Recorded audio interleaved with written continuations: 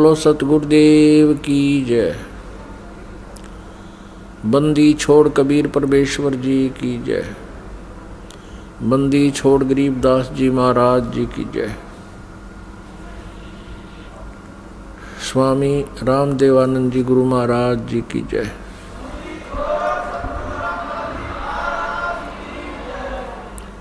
सर्व संतों की जय, सर्व भक्तों की जय, धर्मी पुरुषों की जय, श्री काशी धाम की जय, श्री छुटानी धाम की जय, श्री क्रोथा धाम की जय, श्री बरवाला धाम की जय। सत साही ग्रीब नमो नमो सतपुरुष को नमस्कार। गुरु की नहीं सुर नर मुनि जन साधुमा संतों सर्वसदी नहीं। सतगुरु साहेब संत सब डंडो तुम प्रणाम। आगे पीछे मध्य हुए तिनको जा कुर्बान। नराकार निर्विषम काल जाल भयभंजनम। निर्लेपम निज निर्गुणम अकल अनुपवेशोन्दुनम। सोहम सुरति समापतम सकल समाना निर्तलय। उज्ज्वल हीरंबर हरदमम बेपरवा अथा है वार पार नहीं मज्जतम। गरीब जो सुमरे सिद्ध होई गणनायक गलताना। करो अनुग्रह सोई पारस पद परवाना। आदि गणेश मनाऊं गणनायक देवन देवा।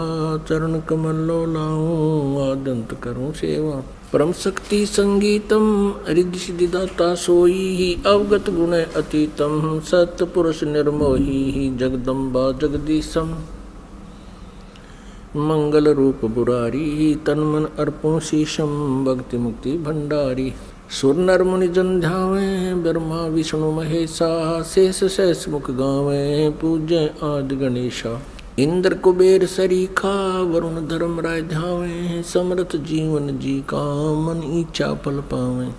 33 कोटि अधारा ध्यावे 88। उतरे भवजल पारा कट है यम की फांसी। 33 कोटि अधारा ध्यावे 88। उतरे भवजल पारा कट है यम की फांसी। कर जोरूं विनती करूं धरूं चरण पर शीश। गुरु जी राम देवानंद जी महाराज ने दियो नाम बख्शीश। कोटि कोटि सिजदा करूं कोटि कोटि प्रणाम। चरण कमल में राखियो मैं बंदी जाम गुलाम। कुत्ता हूँ गुरुदेव का रामपाल दास का नाम। गले प्रेम की जेवड़ी जाखें चोवा जाऊं। तो करो तो बावड़ो दूर दूर करो तो जाऊं। जो राखो त्यों ही रहूं। जो देवो सो खाऊं। 7 द्वीप 9 खंड में गुरु से बड़ा ना कोई। करता करे न कर सके गुरु करे सो होय। जय इब के सतगुरु मिले सब दुख आँखों रोए। चरणों ऊपर शीस धरूं कहूँ जो कहनी होय। कबीर साईं मिलेंगे पूछेंगे कुशला तो। आदि अंत की सब कहूँ अपने दिल की बात है। गुरु जी तुम ना भूलियो चाहे लाख लोग मिल जाएं। हमसे तुमको बहुत है तुम जैसे हमको नहीं। कबीर तुम मेरे विसारे क्या बने, मैं किसकी शरण में जाऊं। शिव ब्रंच मुनि नारद, तिनके हृदय ना समाऊं। अब गुण किए तो बहुत किए, करत न मानी हार। भावे बंदा बख्श दियो, भावे गर्दन उतार। अब गुण मेरे बाप जी, बख्शो गरीब नवाज। जो मैं पूत कपूत हूँ, बहुर पिता को लाज। अब गुण किए तो बहुत किए, करत न मानी हारे। बावे बंदा बख्श दियो, बावे गर्दन उतार। अब गुण मेरे बाप जी, बख्शो गरीब नवाज। जो मैं पूत कपूत हूँ, बहुर पिता को लाज। मैं अपराधी जन्म का, नख सिक भरे विकार। तुम दाता दुख भंजना, मेरी करो संभार। सूरत करो मम साइया, हम हैं भव जल माही। आप ही बह जावांगे जो, तुम न पकड़ोगे बाँ। परमपिता परमात्मा पूर्ण ब्रह्म, सर्व ब्रह्मांडों के रचनहार कबीर साहेब हैं, कबीर देव जी हैं। वो हम सभी आत्माओं के जनक हैं, वही हमारे पिता हैं। इसी परमेश्वर में वो सभी गुण हैं। त्वमेव माता च पिता, त्वमेव बंधु च सखा, त्वमेव विद्या च द्रविण, त्वमेव सर्व मम देव देव। ये सर्व देव देव यही परमात्मा है जो सभी भगवानों का भगवान है, सबका मालिक है। अब प्रथम बार कोई श्रद्धालु ये वचन सुनता है कि कबीर देव, कबीर साहब पूर्ण परमात्मा है, परम अक्षर ब्रह्म है, सभी ब्रह्मांडों के रचयिता हैं, तो ये बात, ये वचन कुनीन की तरह जीवा पर रखे नहीं जाते।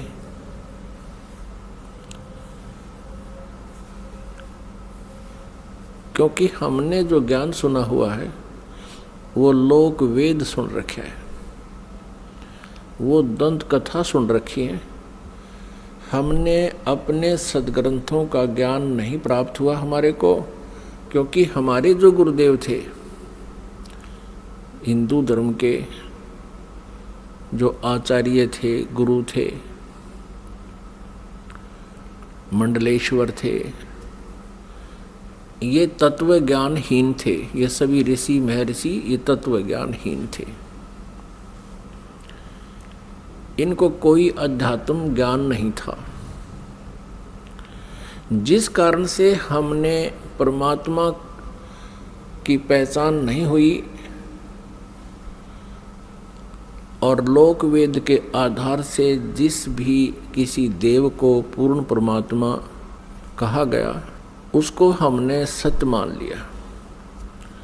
क्योंकि जो आचार्य होते थे, हिंदू धर्म के गुरु होते थे, वो संस्कृत भाषा के ज्ञाता होते थे और हमारे सभी सदग्रंथ संस्कृत भाषा के अंदर ही लिपिबद्ध हैं। अब बाद में अनुवाद कर दिया गया हिंदी में या अन्य किसी भी लैंग्वेज में, वो बाद की बातें हैं। प्रारंभ में अभी तक ये प्रारंभ से लेकर अभी कुछ समय पहले तक ये सभी संस्कृत में विद्यमान थे। और संस्कृत वाले तो अब भी एज इट इज हैं, अनुवादकर्ताओं ने अपनी अपनी भाषाओं में उनको ट्रांसलेट कर लिया है। अब जिस कारण से जनता जो थी, श्रद्धालु थे, वो उन गुरुओं पर, आचार्यों पर, मंडलेश्वरों पर विश्वास करते रहे कि ये संस्कृत के ज्ञाता हैं, संस्कृत बहुत अच्छी धारावाहिक बोल लेते हैं और सभी सद्ग्रंथ भी हमारे संस्कृत भाषा में लिखे हैं। जिस कारण से उस गुरु जी के विषय में कोई भी हमारे अंदर जो शंका उत्पन्न नहीं हुई, अविश्वास नहीं हुआ कि ये गलत कह रहा है। क्योंकि टीचर जो होता है वो विद्यार्थियों को जो भी ज्ञान देता है विद्यार्थियों के लिए स्वीकार्य होता है। अध्यापक से कुछ भी बोल रहा है तो बच्चे उसमें ऑब्जेक्शन नहीं करते, शिरोधार्य करते हैं। एक अध्यापक ने एक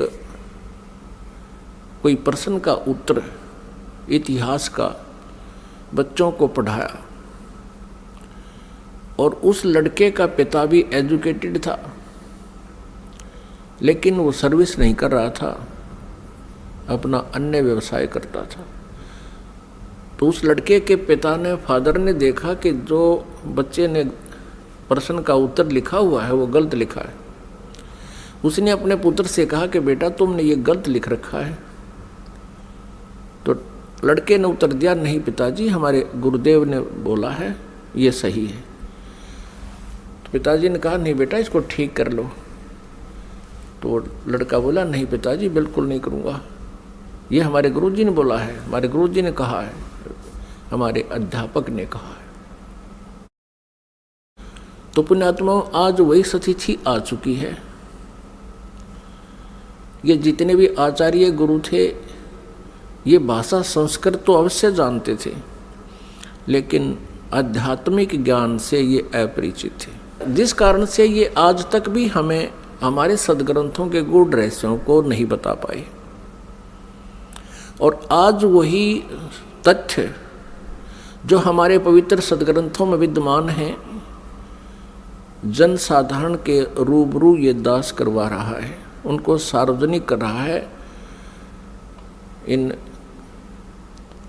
सीडी के माध्यम से, प्रोजेक्टर के माध्यम से और पुस्तकें बना करके। अब उन गुरुओं को, उन आचार्यों को समस्या उत्पन्न हो रही है जो अभी तक लोक वेद सुना रहे थे, दंत कथा सुना रहे थे। वो क्या कहते थे? कोई तो कहता था कि Shri Vishnu ji is complete God, ये विष्णु जी ही सर्व समर्थ भगवान हैं और यही 3 रूप धारण कर लेते हैं। ब्रह्मा जी के रूप में ये सृष्टि करते हैं, विष्णु जी के रूप में ये सतीथि करते हैं और शिव जी के रूप में ये संहार करते हैं। कोई कहता था कि भगवान शिव महेश हैं, महेश्वर हैं, देवों के भी देव हैं, यही सबके उत्पत्ति करता है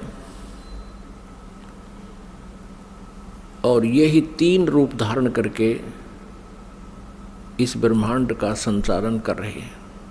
यही अखिल ब्रह्मांड के नायक हैं, मालिक हैं। ब्रह्मा जी का रूप धारण करके ये सृष्टि करते हैं, विष्णु जी का रूप धारण करके ही ये सतीथि करते हैं और स्वयं शिव रूप में ये सबका संहार करते हैं। इनके कोई माता पिता नहीं है। तो ये लोक वेद था, ये दंत कथा थी। हम इनको सर्वेश्वर महेश्वर कहा करते थे। पुण्यात्माओं, जिस मार्ग पर हम चलते हैं, हम अपना सफ़र तय करने के लिए उद्धत होते हैं तो उसकी जानकारी हमें थोरोली होनी चाहिए, कंप्लीट होनी चाहिए, फिर उस पर चलने का लाभ है। और यदि हम जाना चाहते हैं हिसार से दिल्ली और हम चल पड़े हिसार से सरसा की ओर, तो हमारा चलना व्यर्थ है। चाहे हम कितनी स्पीड से जा रहे हैं, कितनी गाड़ी को दौड़ा रहे हैं, वो व्यर्थ है। और किसी कारण से आप हिसार से और सिरसा जा रहे हो और रास्ते में कोई इत्तेफाक से कोई व्यक्ति मिल जाता है, पूछ लेता है कहाँ जा रहे हो जेंटलमैन, तो आप कहोगे जी हम दिल्ली जा रहे हैं। वो व्यक्ति आपसे ये कहे कि ये दिल्ली वाला वे नहीं है, ये दिल्ली मार्ग नहीं है, ये तो आप उल्टा जा रहे हो, सिरसा साइड में पंजाब की तरफ जा रहे हो। तो उस जेंटलमैन को विचार करना चाहिए कि ये व्यक्ति ऐसे क्यों बोल रहा है, क्योंकि वो तो अपने हिसाब से दिल्ली जा रहा है, लेकिन उसकी अपनी सोच है कि वो दिल्ली जा रहा है, लेकिन मार्ग गलत है, उसकी दिशा गलत है। तो उस जेंटलमैन को, उस भद्र पुरुष को चाहिए वेरीफाई करें। और वेरीफाई करने का सबसे इजी तरीका ये है, या तो किसी और व्यक्ति से पूछे और वो भी यही कह रहा है और आपका नहीं यकीन हो रहा तो फिर मैप देखे, मैप अपना मानचित्र देखे और पूछे मैं कहाँ खड़ा हूँ, तो वो लिखा है शहर का नाम कि आप यहाँ सिरसा आ चुके हो, सिरसा से 10 किलोमीटर दूर खड़े हो। तो फिर मानचित्र भी यही बता रहा है और सामने वाला जो भद्र पुरुष आपको बताना चाहता है कि आपकी दिशा गलत है। तो फिर क्या करना चाहिए? उस समझदार व्यक्ति होगा तो तुरंत मुड़ जाएगा। वो ये ना देखेगा मैंने इतना सफ़र तय कर लिया, अब मेरा क्या बनेगा इतने सफ़र का। वो तुरंत मुड़ जाएगा और उस भूल को सुधारेगा। ठीक इसी प्रकार जो भक्तात्मा गलत साधना कर रहे हैं वो कुमार्ग पर जा रहे हैं। जिन पुण्यात्माओं को ये ज्ञान गलत प्राप्त है वो कुमार्ग पर जा रहे हैं। परमात्मा पाने वाला वो मार्ग नहीं है। और आपको अब ये दास कह रहा है कि आप गलत मार्ग पर जा रहे हो, इससे वापस हो जाओ। और आप चले गए हो 50-60 किलोमीटर दूर कुमार्ग पर और वहाँ आपको पता चलता है कि आप गलत आ गए, तो आपकी समझदारी है कि तुरंत वापस हो जाना चाहिए। और यदि आप ये सोचो कि अब इतने सफ़र का मैंने तय कर लिया, ये तो व्यर्थ गया, मैं तो वापस नहीं होऊंगा, तो ये बुद्धिमता नहीं, ये तो मूर्खता कही जाएगी। इसी प्रकार आप जी किसी भी इस गुरु इष्ट संत के पास किसी भी इष्ट की पूजा कर रहे हो और आपने किसी ने 5 वर्ष, किसी ने 10 वर्ष, किसी ने 20 वर्ष, किसी ने 30 वर्ष भी हो चुके हैं, वहाँ डलेड हो रहे हैं। आज आपको ये पता चलता है कि आपका मार्ग गलत है, तो आप जी को चाहिए, क्या चाहिए? अब इसमें कहने की आवश्यकता नहीं गनी, बुद्धिमान को संकेत बहुत है। आपको चाहिए कि तुरंत उस मार्ग को त्याग कर, ये नहीं सोचना चाहिए कि 20 वर्ष की साधना का मेरा क्या होगा, 30 वर्ष की साधना मैंने इस पंथ में कर ली, मेरा क्या होगा। वो तो हो चुका है, तेरा जो होना था वो तो बर्बाद हो चुके हो तुम। आप जी को मार्ग पर इतनी सफ़र कर चुके हो 100 किलोमीटर, इससे वापस होना ही हितकारी है। आपका इसी में शुभ है, तुरंत वापस हो जाओ, त्याग दो उसको। अब परमात्मा कहते हैं भेड़ा देखा दरदरा उत्तर चले फड़क। अब क्या कहते हैं परमात्मा कि जैसे हम गलत, पहले बेड़ा होता था, बेड़े चला करते थे, दरिया पार करने के लिए नौका भी नहीं होती थी, तो उसमें बेड़ा बनाया करते थे। बेड़ा, वो बेड़ा तो आपको याद नहीं होगा, लेकिन ये समझ ले नौका है। जिस नौका में आप बैठे हो उस नौका में पानी भर रहा है, उसमें उसका नीचे का बेड जो है वो डैमेज हो चुका है, और साथ में दूसरे वाला बिल्कुल जो है सही नौका साथ में आ जाता है, और आपको पता चल जाता है कि ये तो डूबोगे तुम इस नौका में जिसमें बैठे हो, पानी भर रहा है इसके अंदर। तो कहते हैं परमात्मा कहते हैं बेहरा देखा जर्जरा और उत्तर चले फड़के, डूबे थे पर उबरे। कबीर परमेश्वर जी हमें बताना चाहते हैं कि जो बुद्धिमान होंगे वो ऐसा करेंगे, डूबे थे पर उबरे, गुरु के ज्ञान चमक, और भेरा देखा जर्जरा उत्तर चले फड़क। कहते हम तो डूबे थे, 84 लाख योनियों में चले जाते, गुरु जी के ज्ञान से फिर हम फड़क गए एकदम फड़कना माने न जबरदस्त भयभीत हो जाना, और एकदम फड़क के यानी ऐसे चमक के कूद जाना, एकदम चमक जाना, मतलब सेकंड का विचार भी नहीं करने का समय है। डूब रहा है तो एकदम दूसरा साथ में खड़ा है, अच्छा स्थान है तो उस पर चमक एकदम कूद जाना, उसको कहते हैं डूबे थे पर उबरे। गुरु के ज्ञान चमक, लोग एकदम चमक का पड़ा है भाई, एकदम ऐसे सतर्क हो जाना। और भेरा देखा जर्जरा, जर्जरा माने टूटन डूबन न हो रहा है, तो उत्तर चले फड़क। तो उस पुण्यात्मा को अब विलंब नहीं करना चाहिए गुरु बदलन में। उस मार्ग में कितना ही चला गया उसको तुरंत त्याग देना चाहिए। वो तो बिल्कुल कुमार्ग पर आप तो 200 किलोमीटर 100 किलोमीटर दूर चले गए हो, वह आना वापस पड़ेगा, आना ही पड़ेगा। आगे जितने कदम रखोगे वो गलत ही है, दूर ही जाओगे। तो जैसे कोई तो श्री ब्रह्मा जी को रचयिता बताते हैं, कोई श्री विष्णु जी सतगुण जी को रचयिता बताते हैं, कोई तम गुण श्री शिव जी को रचयिता बताते हैं, कोई श्री ब्रह्मा जी रजोगुण को ब्रह्मांड का रचयिता बताते हैं, सभी ब्रह्मांडों का। पुण्यात्माओं ये लोक वेद है। और कोई कोई कहता है कि दुर्गा ही सबकी सृष्टि सर्जनहार है, जो दुर्गा जी के उपासक हैं। जो श्री देवी जी के उपासक हैं वो देवी जी को ही सब कुछ मानते हैं, और जो ब्रह्म के उपासक हैं, ब्रह्म, वो ब्रह्म को ही सर्वेस्वा मानते हैं। तो पुण्यात्माओं हमने सबसे पहले ये मैप देखना होगा, अपने सदग्रंथों रूपी मैप को हम पुनः देखेंगे कि इनमें हमें क्या मार्गदर्शन हुआ है, तो तब हम संतुष्ट होंगे।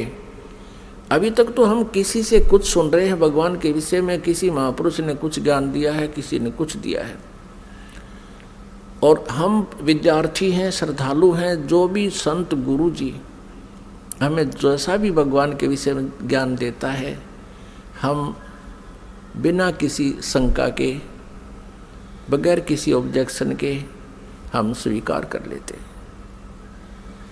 तो पुण्यात्माओं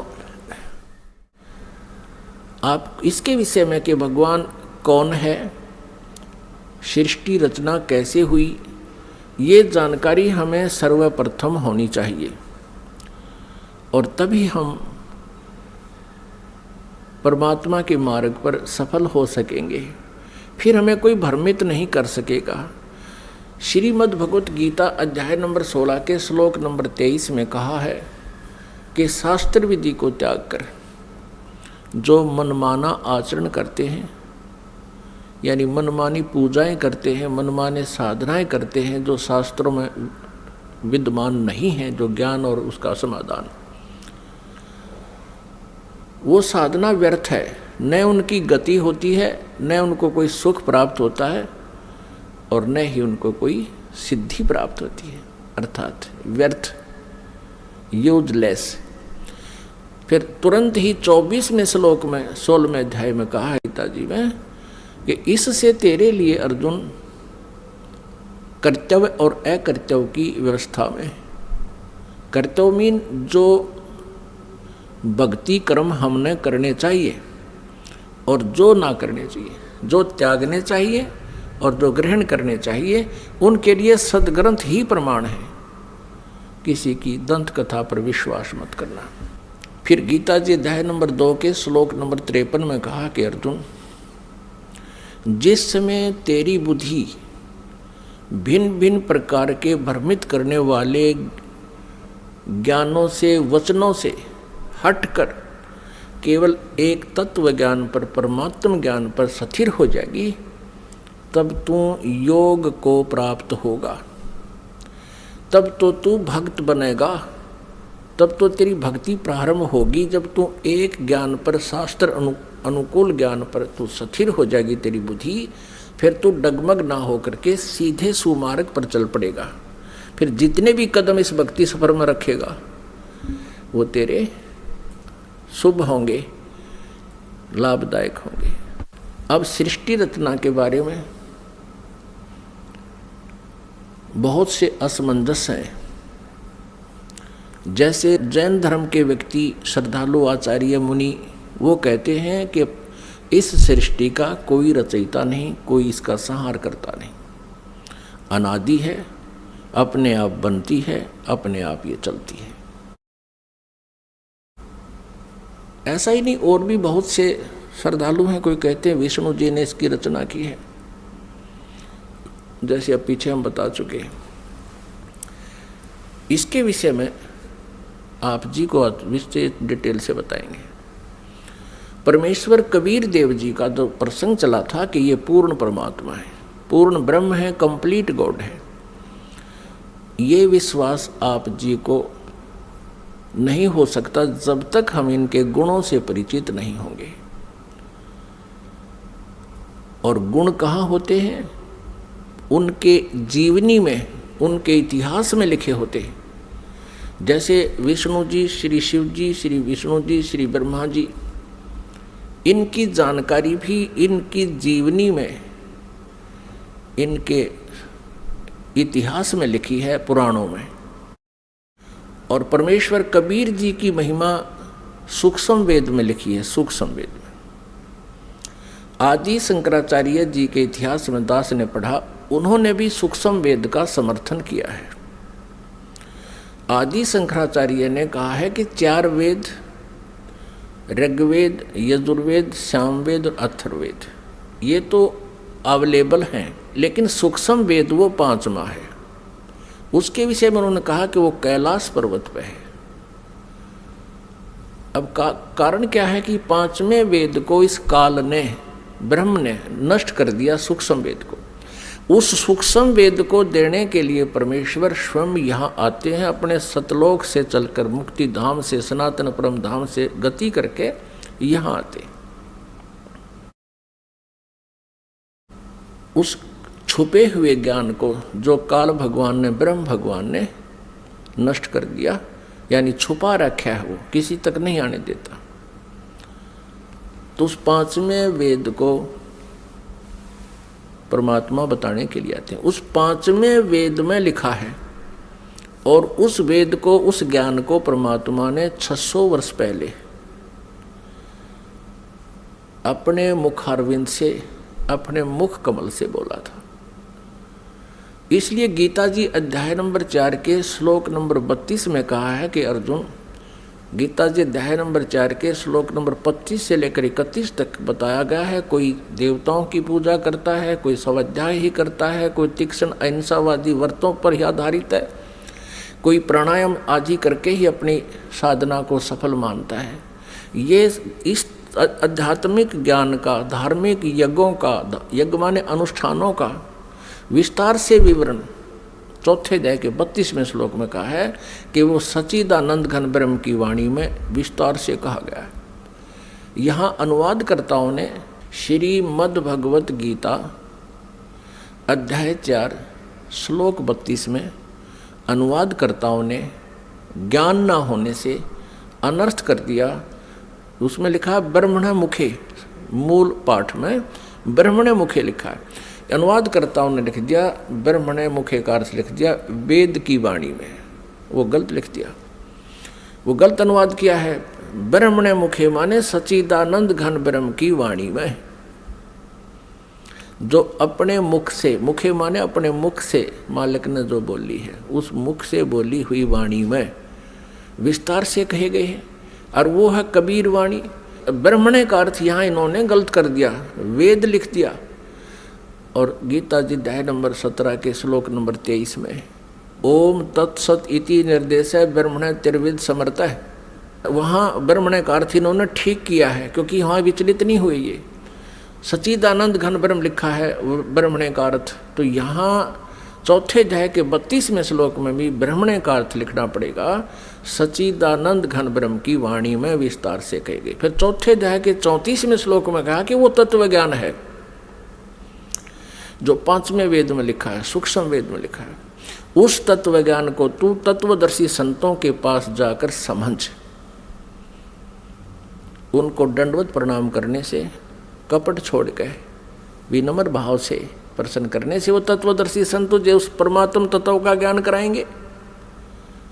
इससे ये भी सिद्ध हो गया कि गीता ज्ञानदाता उस 5वें वेद से परिचित नहीं है, इसलिए उसने ऑप्शन छोड़ दिया कि आप उस ज्ञान को तो तत्वदर्शी संतों से समझो। तो परमेश्वर कबीर देव जी स्वयं आते हैं वो पूर्ण ब्रह्म तत्वदर्शी संत की भूमिका करने के लिए। उन्होंने 600 वर्ष पहले, क्योंकि परमेश्वर कबीर जी सन 1398 में, यानी संवत 1455 विक्रमी संवत 1455 जून यानी ज्येष्ठ की पूर्णमासी को एक शिशु रूप धारण करके कमल के फूल पर विराजमान हुए थे काशी शहर में लहरतारा तालाब में। फिर लीला करते हुए बड़े हुए, उनको एक नीरुनिमा नाम के जुलाहा उठा ले गए थे। उसी व्यवसाय में मालिक रहने के कारण वो परमेश्वर जुलाहा धारणक कहाए। उन्होंने 600 वर्ष पहले अपने उस सूक्ष्म वेद में लिखा है, बताया है, उसको ये दास अब अपने शब्दों में परमात्मा के ज्ञान को आप तक पहुंचाना चाहेगा। परमेश्वर ने बताया है कि सबसे पहले केवल अकेले पूर्ण परमात्मा थे, कबीर देव थे। वो अनामय लोक में रहते थे, अनामय, और परमात्मा अकेले थे। उसके बाद परमेश्वर ने अन्य 3 लोकों की और रचना की। अकय लोक से नीचे वाला अनाम्य लोक कहो, चाहे अनामी लोक कहो, अकय लोक कहो।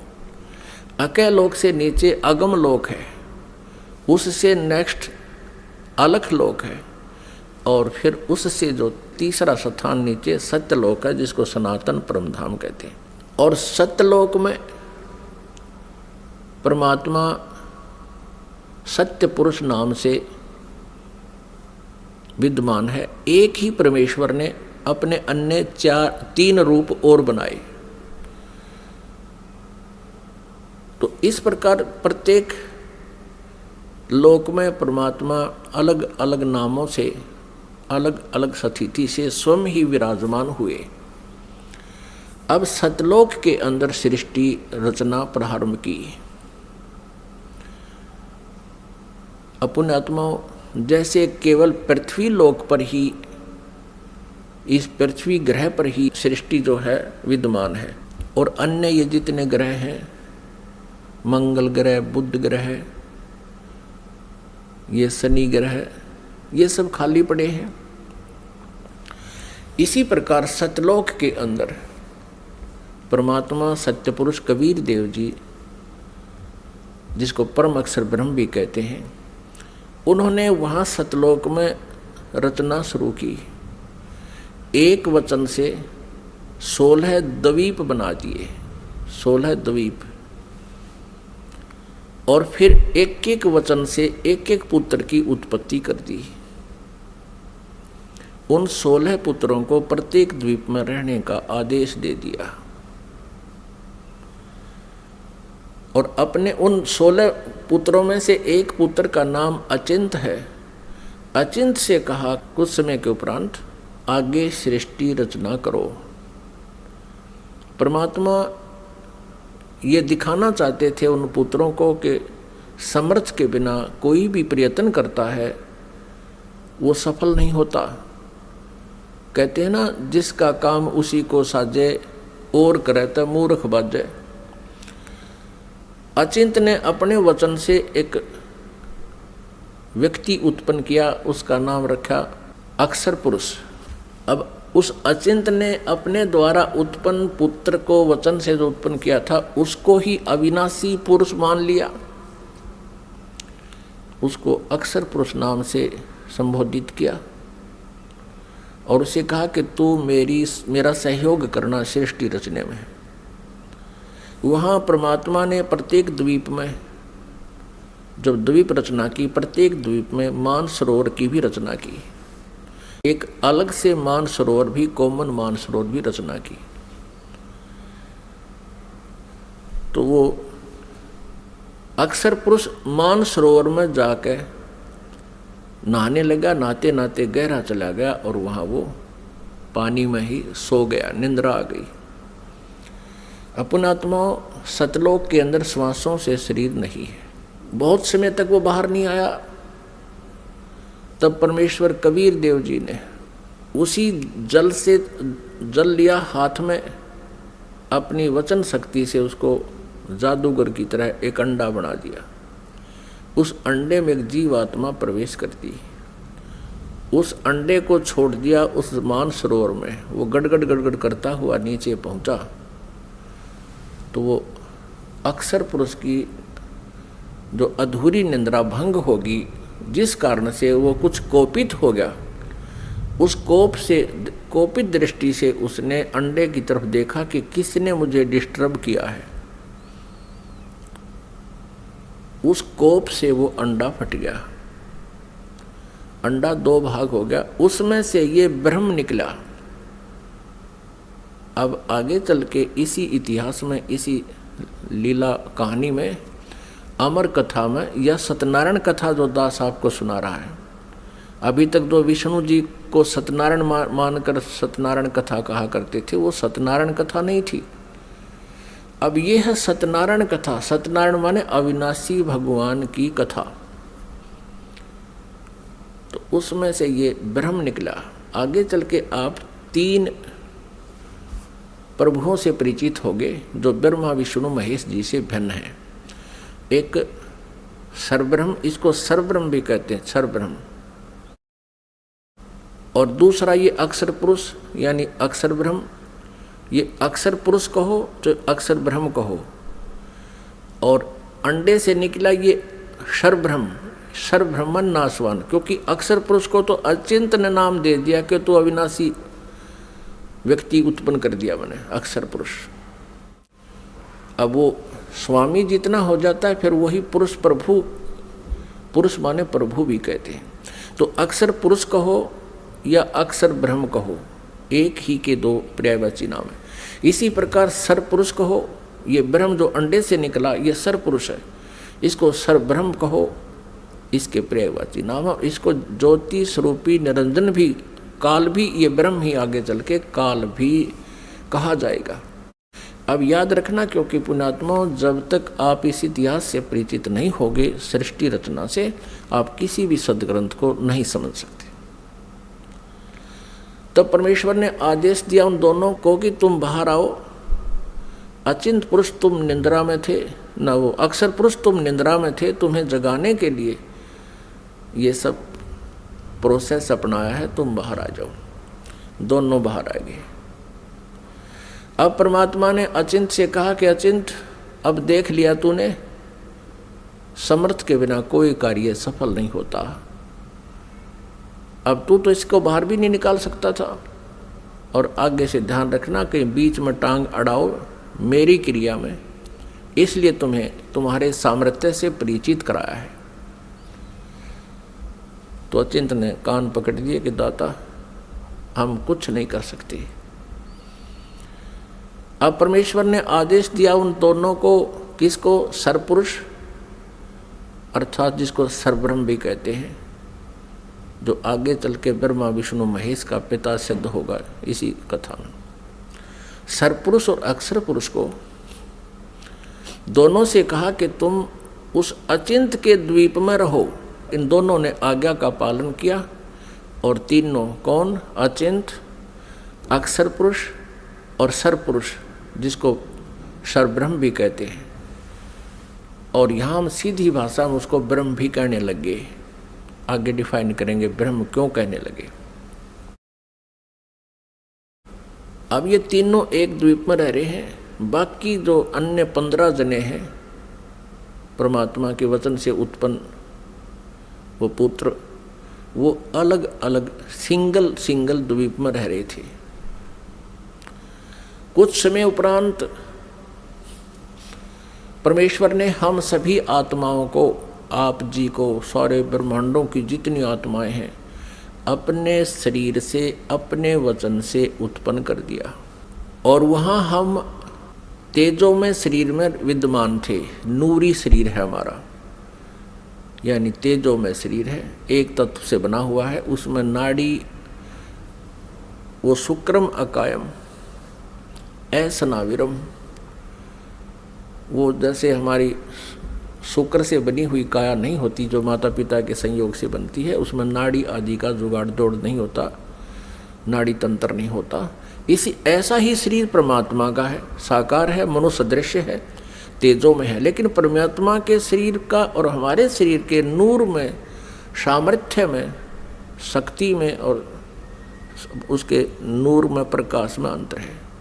पूर्ण परमात्मा सत्य पुरुष यानी कबीर देव जी का जो सतलोक में शरीर है, उसका एक रोमकूप में करोड़ सूर्य, करोड़ चंद्रमा से भी अधिक रोशनी है। और हमारा वहाँ शरीर कैसा था, जो शेष वहाँ रह रहे हैं उनका कैसा शरीर है, और हम जब परमात्मा ने अपने वचन से उत्पन्न किए थे तब हमारा कैसा शरीर था, मनुष्य दृश्य था। और हमारा शरीर 16 सूर्य जितने प्रकाश युक्त था। हमारे पूरे बॉडी का शरीर 16 सूर्य जितना तेज था, यहाँ की जो सूर्य, लेकिन गर्मी ना हो।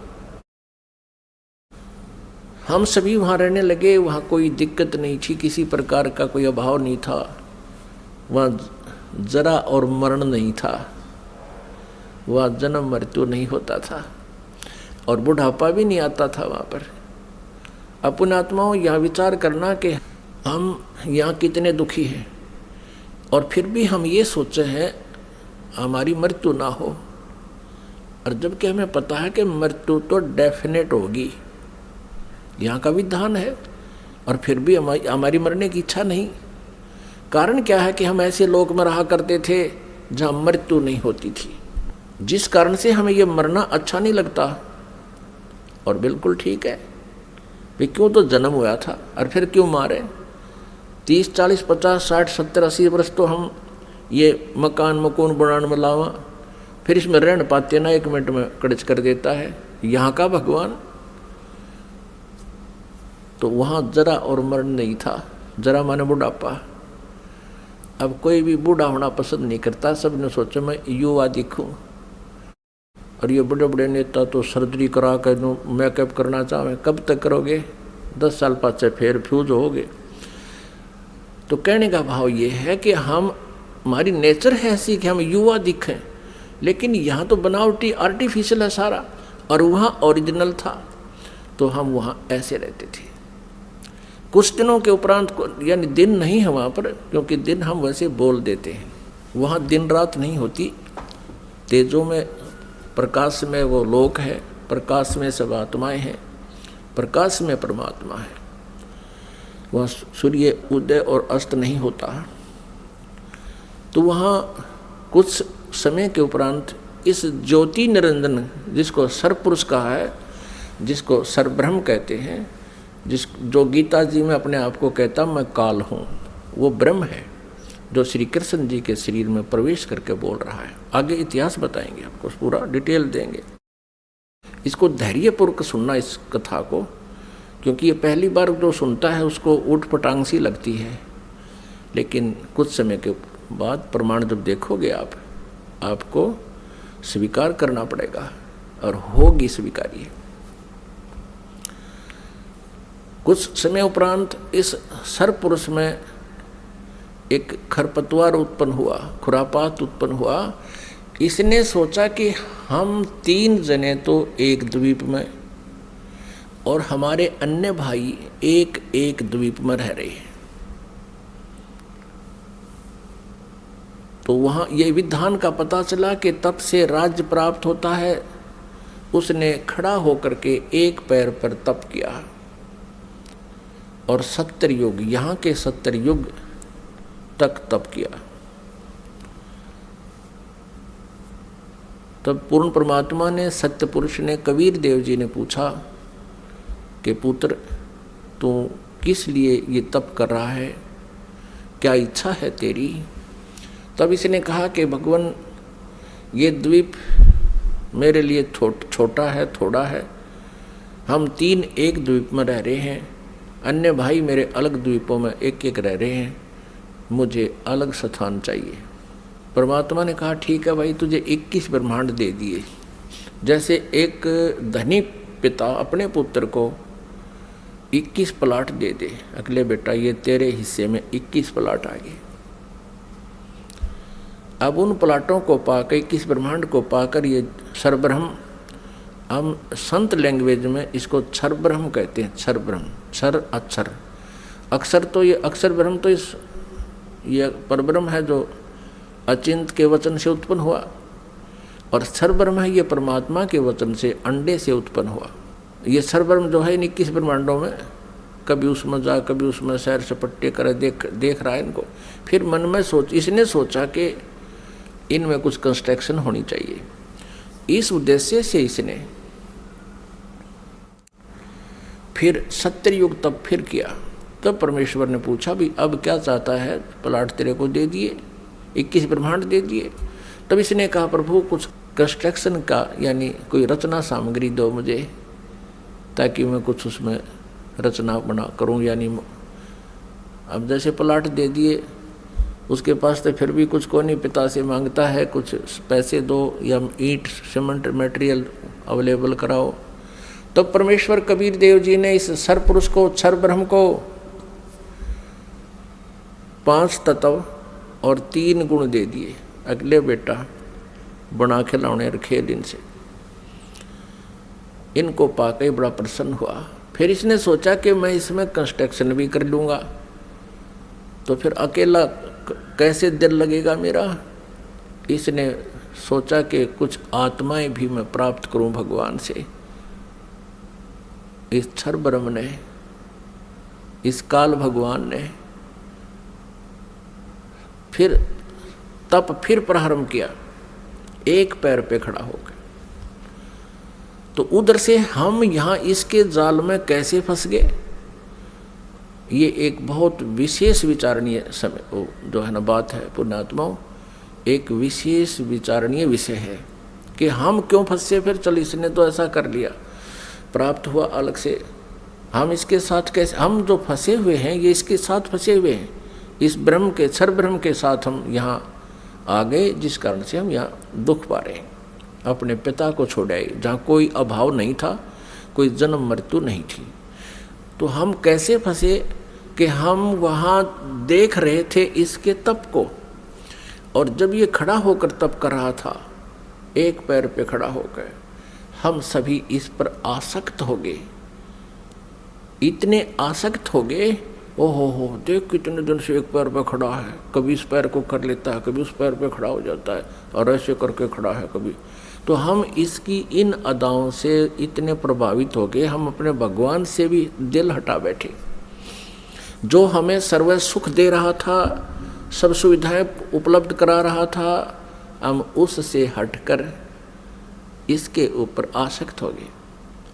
तो पुण्यात्माओं, यही बीमारी, यही स्वभाव आप और हम सभी को वहाँ से लगी थी। जैसे यहाँ के हीरो और हीरोइन, अभिनेता अभिनेत्री अपने पेट के लिए, रोजी रोटी के लिए एक्टिंग करते हैं, अदाएं करते हैं, उछल कूद करते हैं, और ये युवा वर्ग बच्चे उनको देखकर इतने आसक्त हो जाते हैं, पूछो मत। और यदि कोई हीरो या हीरोइन यानी कोई अभिनेता या अभिनेत्री यहाँ बरवाला में आ जा या हिसार में आ जावे, फिर देखो इन बच्चों के, कॉलेज वालों के और जवान बच्चों की वहाँ कैसे भीड़ उमड़ कर जाती है, और कम से कम 200, 300, 400 फुट से दूर खड़े खड़े देखते हैं कि देखो वो खड़ा, वो है वो फलाना नेता अभिनेता, वो खड़ी वो है फलानी अभिनेत्री। अब वो तो अपने पेट के लिए कर रहा है सारे काम, और वो बच्चे बेमतलब वहाँ जा रहे हैं उसको देखने के लिए। लेना एक न देने दो, क्या देगा उनको वो, और धक्के खा के सामने भूखे अपने वापस आ जाते हैं।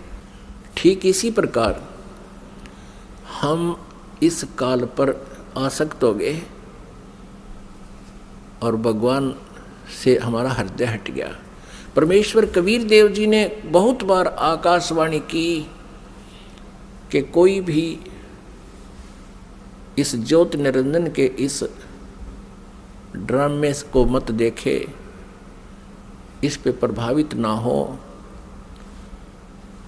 आप अपना मालिक में ध्यान रखो।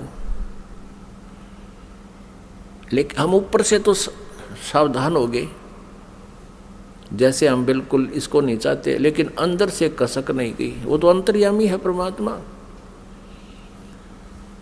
तो उस समय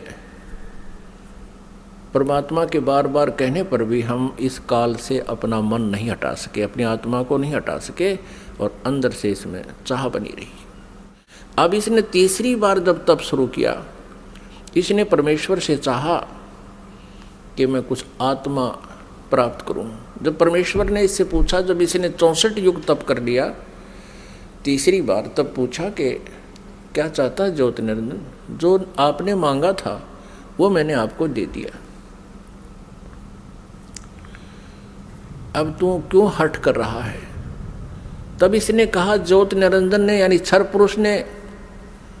पुरुष ने कहा कि प्रभु मुझे कुछ आत्माएं दे दो, मैं अकेला वहाँ नहीं रह सकता, 21 ब्रह्मांडों में अकेला कैसे रहूँगा। तब परमेश्वर ने कहा कि भी देखो, तेरे तप के बदले में 64 युग जो तप किया है, इसके बदले में और राज्य दे सकता हूँ, और वस्तु मांग ले वो दे सकता हूँ, लेकिन ये आत्मा नहीं दे सकता, क्योंकि ये मेरी आत्मा है। अब ये मेरे वचन से उत्पन्न हुई है, मेरा अंश है, अपने अंश को मैं कैसे दे सकता हूँ। लेकिन परमात्मा ने एक ऑप्शन रख दिया कि इसमें एक ऑप्शन है कि यदि वो स्वयं स्वेच्छा से कोई जाना चाहता तेरे साथ तो जा सकते, लेकिन मैं अपनी तरफ से उनको नहीं डाल सकता कुएं में। तब ज्योति निरंजन हमारे पास आया, ये क्षर पुरुष हमारे पास आया। जितनी आत्माएं आज इसके ब्रह्मांडों में हम कैद हो गए, यहाँ कष्ट उठा रहे हैं, ये सभी आत्माएं इसके चारों तरफ उमड़ कर खड़ी होगी। जैसे हीरो आता है, अभिनेता आता है। इसने कहा हमसे कि मैंने पिताजी से 70 युग तप करके बहुत बड़े ब्रह्मांड प्राप्त किए हैं, वहाँ पर स्वर्ग बनाऊंगा, महास्वर्ग बनाऊंगा, हीरे पन्ने लालों के मैं पहाड़ बनाऊंगा, वहाँ दूधों की नदी बहाऊंगा, और तुम चलोगे मेरे साथ। अब हम तो पहले ही उसको चाह रहे थे, चाहे वो कुछ भी ना बनाता, उसको चाह रहे थे, उसके ऊपर आसक्त हो चुके थे। तो सभी ने कहा कि हम तैयार हैं आपके साथ चलने को, लेकिन यदि पिताजी आज्ञा दे देंगे तो हम जा सकेंगे। इस क्षर पुरुष ने परमेश्वर कबीर देव जी से, पूर्ण ब्रह्म से, परम अक्षर ब्रह्म से प्रार्थना की, आकर के वापस प्रभु के पास जाकर के करबद्ध खड़ा होकर के कहा कि परमेश्वर, कुछ आत्माएं मेरे साथ जाने को सहमत है। परमात्मा ने कहा, परमेश्वर कबीर देव जी ने कहा कि मेरे सामने हाँ भरवा दे, तब मैं मानूं, तब भेज दूंगा। अब परमेश्वर आए, कबीर देव जी हमारे पास, साथ में ज्योति निरंजन भी आया। परमेश्वर कबीर देव जी ने, परम अक्षर ब्रह्म ने पूछा कि आत्माओं, जो ज्योति निरंजन के साथ यानी क्षर पुरुष के साथ जाना चाहते हैं वो हाथ खड़ा करके स्वीकृति दें। अब अपने पिता के सामने हिम्मत नहीं पड़ी किसी भी आत्मा की इतना ढीठपना करें, सबने नीची गर्दन कर दी। तब परमेश्वर ने कहा कि अरे ज्योति निरंजन, अरे क्षर पुरुष, आप तो कह रहे थे कुछ आत्माएं तैयार हैं, ये तो कोई भी नहीं बोल रहा, सन्नाटा छा गया। तब एक आत्मा सबसे पहले खड़ा हुआ। उसने सोचा कहीं हम रह जावा यहीं पर। उसने खड़ा होकर कहा कि पिताजी, हाँ, उसने हाथ खड़ा किया कि पिताजी मैं जाना चाहता हूँ। फिर तो हम जैसे सारे सोचा कदे हम पीछे रह जाएं, हमने भी सब न कर दिया, ऐसे सब ने हाथ खड़े कर दिए। जितने भी खरबों अनगिन यहाँ पर आए हुए हैं, अकाउंटिंग नहीं कर सकते, इतने जीव आगे इसके अलावा से। परमात्मा के पास तो सब अकाउंटिंग है, सब उनकी डिटेल है, लेकिन हम नहीं कर सकते जीव संज्ञा। जितने भी 21 ब्रह्मांड में प्राणी हैं ये सब सतलोक से आए हैं, चाहे चींटी है, चाहे हाथी है, रंक है या राजा है, किसी भी पशु पक्षी की योनि वो जीव जंतु की भोग रहा है। तब परमेश्वर ने कहा भी ठीक है ज्योति निरंजन, जिन जिन ने तेरे साथ आने का हृदय से चाह की है, सब इच्छा से तेरे साथ जाना चाहते हैं, उनके सब के नंबर नोट मैंने कर लिए, वो मेरे पास है। आप जाओ अपने ब्रह्मांडों में, क्योंकि ये ब्रह्मांड पहले वहीं थे सतलोक के एक लास्ट कोने में, बिल्कुल एकांत स्थान पर सतलोक में, और हम रह रहे थे उस मेन सतलोक में। जैसे एक तो बाहरी विलेज हो दिल्ली क्षेत्र के, दिल्ली राज्य के, एक शहरों का स्थान बीच में मध्य स्थान हो, हम वहाँ रह रहे थे। और इस काल के थे बाहरी दिल्ली, समझ लो वहाँ 21 ब्रह्मांड थे। ये निरंजन चला गया वहाँ पर अपने ब्रह्मांडों में, ये क्षर पुरुष, इसको ज्योति निरंजन भी कहते हैं, इस काल, इसको काल भी कहते हैं। आगे चल के ये इसके कई नाम रखे जाएंगे इसी कहानी में। तो उधर से परमात्मा ने क्या किया, जिस आत्मा ने सर्वप्रथम हाथ खड़ा कराया था, स्वीकृति दी थी क्षर पुरुष के साथ जाने की, परमेश्वर ने उसका एक युवा स्त्री रूप बना दिया।